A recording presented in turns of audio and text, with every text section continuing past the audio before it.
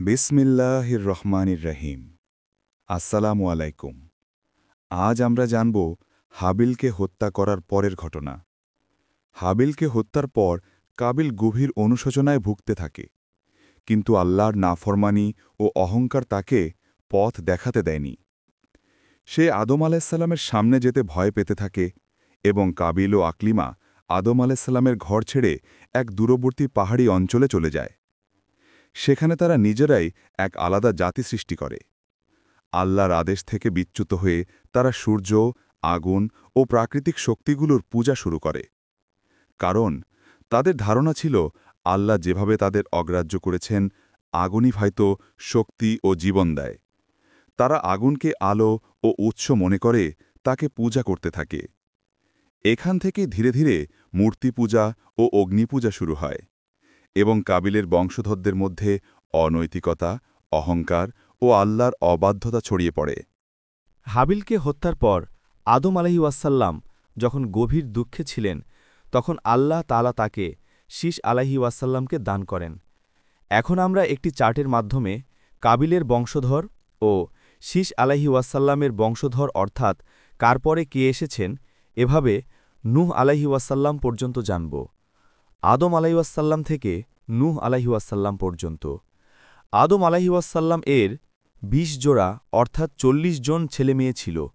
এদের মধ্যে প্রসিদ্ধ হল হাবিল, কাবিল ও শীস আলাইহিওয়াসাল্লাম। কাবিলের দ্বারা হাবিল হত্যা হওয়ায় আর কোনো বংশ নেই। কাবিল পালিয়ে গিয়ে একদিকে বংশ বিস্তার ঘটায়, অন্যদিকে শীস আলাইহিওয়াসাল্লাম থেকে নবী ও রাসূলের বংশ বিস্তার হতে থাকে।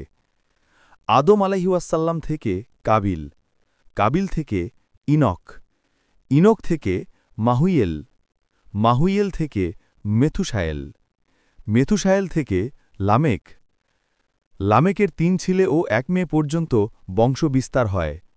অন্যদিকে আদম আলাইহিওয়াসাল্লাম থেকে শীস আলাইহিওয়াসাল্লাম, শীস আলাইহিওয়াসাল্লাম থেকে অনুশ, অনুশ থেকে কেইনান, কেইনান থেকে মাহলায়েল, মাহলায়েল থেকে ইয়ারিদ, ইয়ারিদ থেকে ইদ্রিস আলাইহিওয়াসাল্লাম, ইদ্রিস মাথুসালাহ, মাথুসালাহ থেকে লামেক, লামেক থেকে নূহ আলাইহিওয়াসাল্লাম। নূহ আলাইহিওয়াসাল্লামের সাথে উল্লেখযোগ্য ঘটনা হল মহাপ্লাবন। এখন আমরা দুই বংশধরের সংক্ষিপ্ত জীবনী সম্পর্কে জানব। প্রথমত কাবিলের বংশধর। ১. কাবিল আদম আলাইসাল্লামের প্রথম সন্তান। হাবিলকে হত্যা করে। পরে আকলিমাকে, তার যমজ বোনকে বিয়ে করে। আল্লাহর আদেশ অমান্য করে আদম আলাইসাল্লামের পরিবার থেকে দূরে চলে যায়। পাহাড়ি এক স্থানে বসতি স্থাপন করে। এখান থেকেই কাবিলের বংশ শুরু হয়। কাবিলের পুত্র ইনক। কিছু বর্ণনায় ইরাদ, কাবিল ও আকলিমার প্রথম পুত্র। সে শহর গড়ে তোলে। প্রথম শহরের নাম রাখে ইনক। এটিই পৃথিবীর প্রথম মানব নির্মিত শহর বলা হয়। এই কারণেই কিছু ঐতিহাসিক বলেন কাবিল ছিল শহর সভ্যতার প্রথম প্রতিষ্ঠাতা। ৩. এনকেরের পুত্র ইরাদ, কাবিলের নাতি। তার সময়ও মানুষ আল্লাহর উপাসনা থেকে দূরে যেতে শুরু করে। ইরাদ ছিল শক্তিশালী এবং যোদ্ধা প্রকৃতির। তার বংশে অস্ত্র তৈরির প্রবণতা শুরু হয়। ৪. ইরাদের পুত্র মাহুইয়েল, মেহুজায়েল, মাহুয়াইল। সে ছিল কারিগরি ও লোহা ধাতুর কাজে পারদর্শী। ধীরে ধীরে লোহার অস্ত্র তৈরি শুরু করে। তার যুগে অহংকার ও শক্তির দ্বন্দ্ব দেখা দেয়। ৫. মাহুইয়েলের পুত্র মেথুসায়েল, মতুসায়েল বা মেত্তাসায়েল। তার সময় সমাজে অবিচার, হিংসা, সঙ্গীত, নাচ, মদ্যপান ছড়িয়ে পড়ে। মেথুসায়েল নিজের রাজত্ব ঘোষণা করে। আল্লাহর নির্দেশ সম্পূর্ণ অমান্য করে একদল মানুষকে নিজের পূজা করতে বাধ্য করে। মেথুসায়েলের পুত্র লামেক, লামে, কাবিলের ষষ্ঠ পুরুষ। প্রথম মানুষ যে 2 স্ত্রী গ্রহণ করে, আদা ও জিল্লা। তাদের সন্তানরা পৃথিবীতে নতুন নতুন জিনিস উদ্ভাবন করে। জাবাল, আদা থেকে। তাঁবু বানানো ও পশুপালনের প্রবর্তক। জুবাল, আদা থেকে। বাঁশি ও বাদ্যযন্ত্রের উদ্ভাবক। তুবাল কাবিল, জিল্লা থেকে। লোহা, তামা, ধাতব অস্ত্রের কারিগর। নামাহা, জিল্লা থেকে। প্রথম নারী যিনি অলঙ্কার ও সঙ্গীত চর্চা শুরু করেন। এখন জানব শীশ আলাইহিস সাল্লামের বংশধরের সংক্ষিপ্ত জীবনী ও ইসলামে তাদের অবদান। আদিপিতা আদম আলাইহিস সাল্লাম, তাকে জান্নাত থেকে পৃথিবীতে পাঠানো হয় নবজাতির সূচনার জন্য। আল্লাহ তাকে সবকিছুর নাম শিক্ষা দিয়েছিলেন। জ্ঞানের প্রথম শিক্ষক তিনি। তিনি কৃষি, পোশাক, আশ্রয় নির্মাণ ইত্যাদি শেখান। মানুষকে সঠিক ভুল পার্থক্য বোঝান এবং তাওহীদের শিক্ষা দেন। 2. শীশ আলাইহিসসালাম, অবদান ও জীবনযাপন। আদম আলাইহিসসালাম এর তৃতীয় পুত্র ও নবুয়ত প্রাপ্ত। তাকে আল্লাহ 30টি শহীফা বা ছোট কিতাব দান করেন। তিনি মানুষকে আল্লাহর ইবাদত, ন্যায়, পরহেজগারিতা ও জ্ঞানচর্চায় উদ্বুদ্ধ করেন। লিখন পদ্ধতি, সময় গণনা, সমাজ ব্যবস্থা গঠন করেন। কাবিলের বংশের অন্যায় ও গোমরাহি থেকে নিজের বংশকে রক্ষা করেন। 3. অনুস, এনোস, অবদান ও জীবনযাপন। তিনি শীশ আলাহি ওয়াসাল্লামের ধার্মিক ও জ্ঞানী পুত্র ছিলেন। তার সময়েই মানুষ দলবদ্ধভাবে নামাজ ও জিকিরের আয়োজন শুরু করে। নামাজ, দোয়া ও সোয়াবের ধারণা সাধারণ মানুষের মধ্যে ছড়িয়ে দেন। তিনি মানুষের মধ্যে শান্তিপূর্ণ সহাবস্থান ও পারিবারিক বন্ধন জোরদার করেন। 4. কেইনান বা কিনান, অবদান ও জীবনযাপন। তিনি সমাজে আইন ও ন্যায়বিচারের নিয়ম চালু করেন। বাণিজ্য ও পণ্যের বিনিময় ব্যবস্থা শুরু করেন বলে ঐতিহাসিকরা উল্লেখ করেন। আল্লাহর প্রতি দৃঢ় বিশ্বাস রেখে তিনি তার জনগণকে অন্যায় ত্যাগে আহ্বান করেন।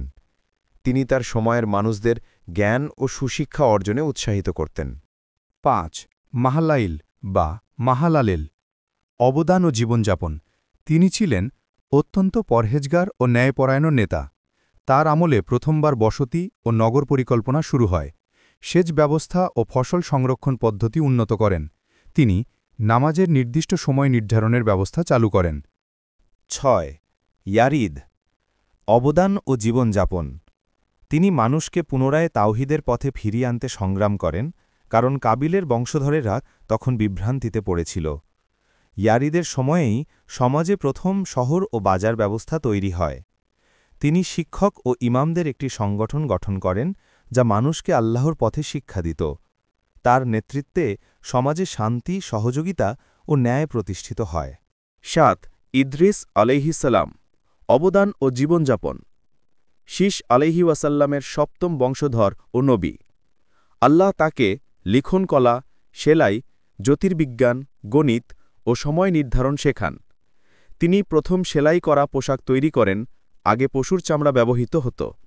বিজ্ঞান, জ্যোতির্বিজ্ঞান, চিকিৎসা ও ক্যালেন্ডার প্রবর্তনে বড় ভূমিকা রাখেন। তাঁকে আল্লাহ আকাশে তুলে নেন। কুরআন, সূরা মারিয়াম 19-57। 8. মাথুশালা, অবদান ও জীবনযাপন। ইদ্রিস আলাইহি ওয়াসসালামের নাতি ও অত্যন্ত দীর্ঘায়ু, প্রায় 969 বছর বলে বর্ণিত। তিনি আল্লাহর প্রতি আনুগত্যে অটল ছিলেন এবং ইবলিসের প্ররোচনার বিরুদ্ধে সমাজকে সতর্ক করতেন। তার সময়ই নূহ আলাইহি ওয়াসসালামের নবুয়তের পূর্বাভাস পাওয়া যায়।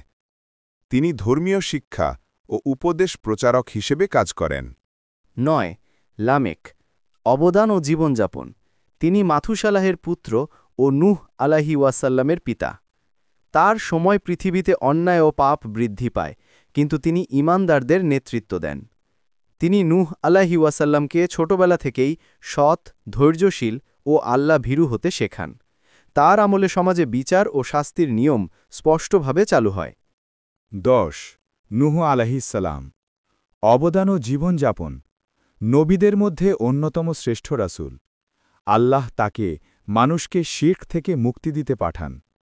950 বছর দাওয়াত দেন, কিন্তু অল্প সংখ্যক লোক ঈমান আনেন। আল্লাহর আদেশে তিনি বিশ্বের প্রথম নৌকা তৈরি করেন। প্রলয় অর্থাৎ প্লাবন শেষে নতুনভাবে মানবজাতির বংশবিস্তার শুরু হয় তার ৩ পুত্র সাম, হাম এবং ইয়াফিসের মাধ্যমে। তিনি আল্লাহর প্রতি একনিষ্ঠ বিশ্বাস, ধৈর্য, ত্যাগ ও জ্ঞানের প্রতীক। উপসংহার এই মহাপ্রলয়ে বিশ্বাসী মুমিনগণ ছাঙা কাবিলের বংশ ও অবিশ্বাসীরা সবাই ধ্বংস হয়ে যায়। পরবর্তীতে নূহ আলাইহিওয়াসাল্লামের ৩ পুত্র শাম, হাম ও ইয়াফিসের মাধ্যমে নতুনভাবে মানবজাতির বংশবিস্তার শুরু হয়। ভুল ত্রুটি ক্ষমাসুলভ দৃষ্টিতে দেখবেন। ভিডিওটি ভালো লাগলে লাইক, কমেন্ট ও চ্যানেলটি সাবস্ক্রাইব করুন।